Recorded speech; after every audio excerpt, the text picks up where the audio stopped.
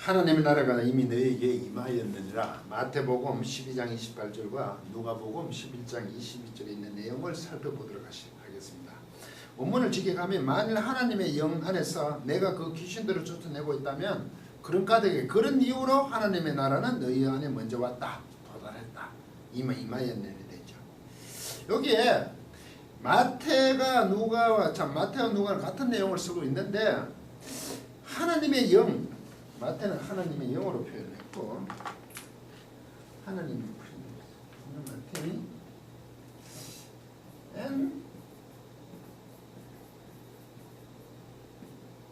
푸뉴마티 세우 이 푸뉴마티 영으로 표현했고 누가는 하나님의 손가락으로 표현했습니다. 똑같은데 이게 다크툴루스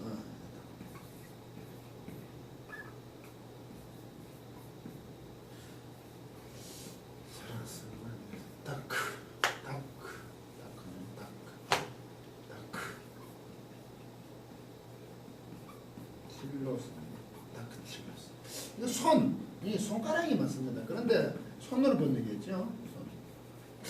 왜 하나님의 손이라고 번역을 했냐? 누가는 기록을 했냐면 이 출애굽기 8장 19절에 보시면 술국이 바로이고 하되 이는 하나님의 권능이다. 하나 바로의 마음이 강팍하게 되 그들을 듣지 아니하였으니 여호와의 말씀과 같더라 해서 하나님의 권능, 하나님의 권능이라고 표현한 게 있습니다. 이때 에제바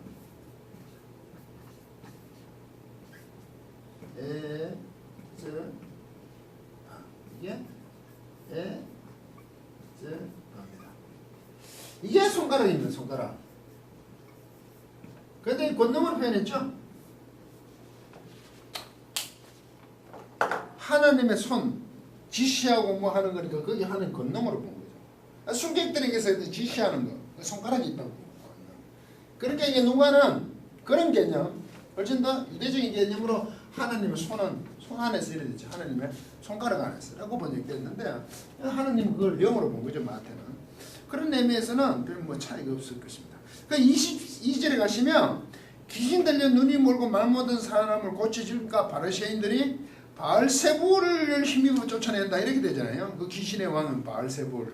그래 예수님께서 말씀을 하시죠. 하나님 나라가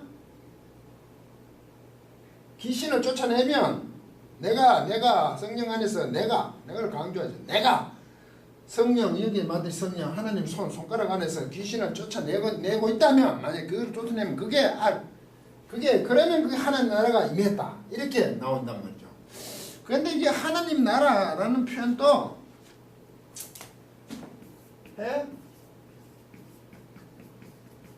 바실레이아 원래 이게 톤 우라노를 이게 하늘이거든. 하늘의 나라 이래서 우린 천국을 하잖아요. 그런데 여기에서는 세우를 써요. 세우 마태가 하나님의 나라를 그래요. 이게 왜 이거 마태는 더욱더 그 유대인들을 중심으로 많이 구약에 인용이 많이 되지 않습니까? 그 유대인들이 얘기했어. 이게 여호와도요. 여호와라고 써놔놓고 이걸 아도나이를 읽잖아요. 이 사람들은 하나님 이름도 이걸 아도나이입니까? 아도나이. 잘래요. 아도나이 주 나이의 주인이에요. 하나님 여호와로 못 읽잖아요. 이 사람들. 그 아도나이를 하니까 마태도 그런 의미에서 지금 신약들은 하늘이라고 보는 거죠. 하늘들 그 샤마의 복성이죠. 하늘들의 나라 이랬단 말이죠. 나라 바실레이아. 그런데 여기는 세우를 썼다고 하나님이라고. 왜 이렇게 했을까? 여호와를 써놓고 아도나이를 읽는 그들이 나의 주라고 읽는 거예요. 읽었던 서지도 이걸 읽지도 않았던 사람들이 이거는 다이모니온 그 귀신하고 관계되니까 어쩔 수 없이 세우를 쓴 것 같아 이게.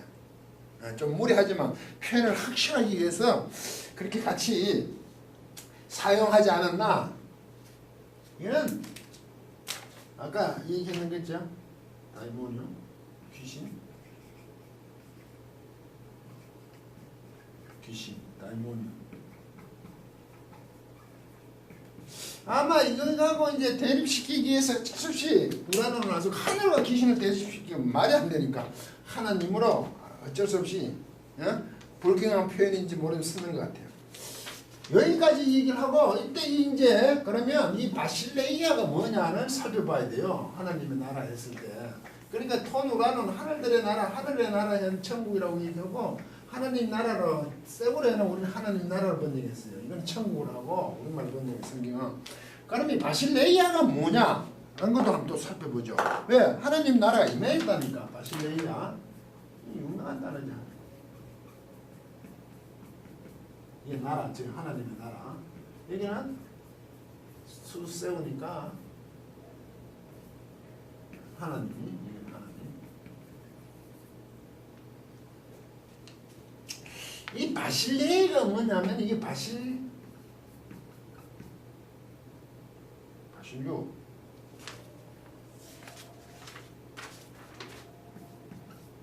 이게 바실류 이게 통치하다.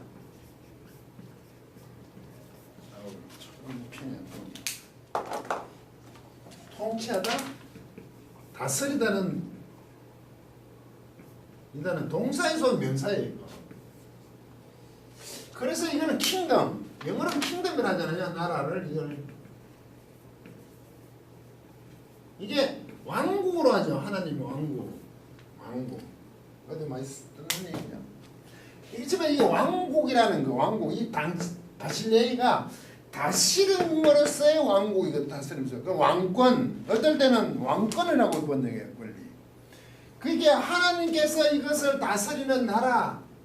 저는 나라. 그럼 나라가 바실레이의 나라, 왕권, 뭐 여러 가지 이용을 써요. 왕국 이렇게 쓰잖아요. 왕권에도 번역해요. 왕권을 받으러 갔다는 표현도 있죠. 비유해 보면.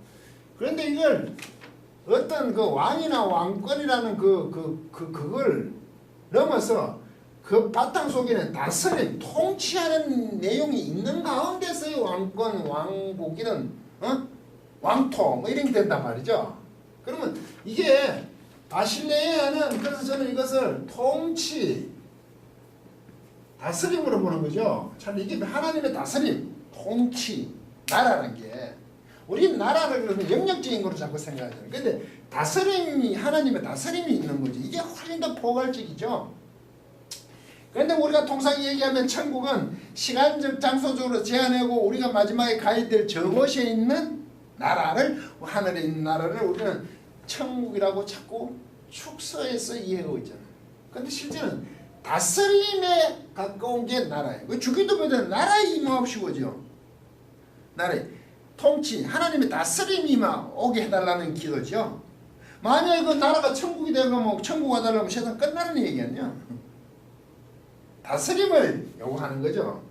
그러면 이 다스림, 하나님의 바실레이아 투세요. 하나님의 다스림이 왔다는 게 뭐 때문에 왔다 하냐면 내가 귀신을 쫓아내면 번역에 빠졌어요. 이게 있어요. 알아라는 게 있어요. 알아. 접속사. 알아. 이게 그런 까닭에 라는 뜻이에요. 그런 이유로 이게 봐요.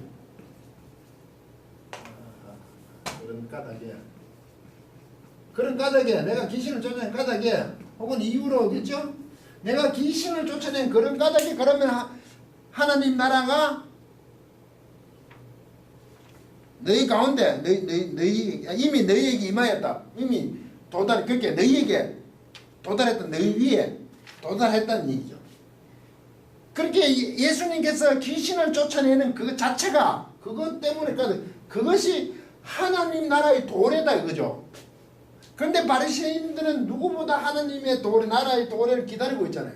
소망하지. 그것만 바라고 있잖아요. 메시아를 통해서 그 나라가 오기를. 그런데 예수 그리스도께서 귀신을 쫓아내는 그것 자체가 하나님 나라의 도래라고 말씀을 하고 계시잖아요. 그러면 바리새인들이 하나님의 나라의 도래를 바라고 있는 그 희망, 소망을 갖고 있음에도 불구하고 예수님이 하신 일로 통하여서 전혀 이해하지 못한다고 지적하고 있는 거죠. 내가 귀신을 쫓아내면 아까도 하나님의 영역과 다이모니 오는 영역이래. 하나님의 영역이 귀신을 쫓아내는 데서 벌써 하나님 나라가 있다 이 말이죠. 그래서 이 나라 통치 개념을 우리가 생각하고 있는 어떤 장소나 이런 것이 아니라 통치 다스림으로 바실레이아를 보면 너희 위에 너희에게 이미 임하였다. 너희에게 이미 도착했다 이거죠. 그게 내용이 이해가 되잖아요. 아니 하나님 천국은 우리는 마지막 가는 그런 장소적이고 시간적인 개념이 아니라 그렇게 알고 있었는데 지금 하나님의 다스림은 귀신이 쫓아내는 거 보면 거기 다스림이 있다는 얘기 아닙니까? 그러면 이 하나님의 나라라는 그 다스림은 어느 곳이나 전우주적이죠.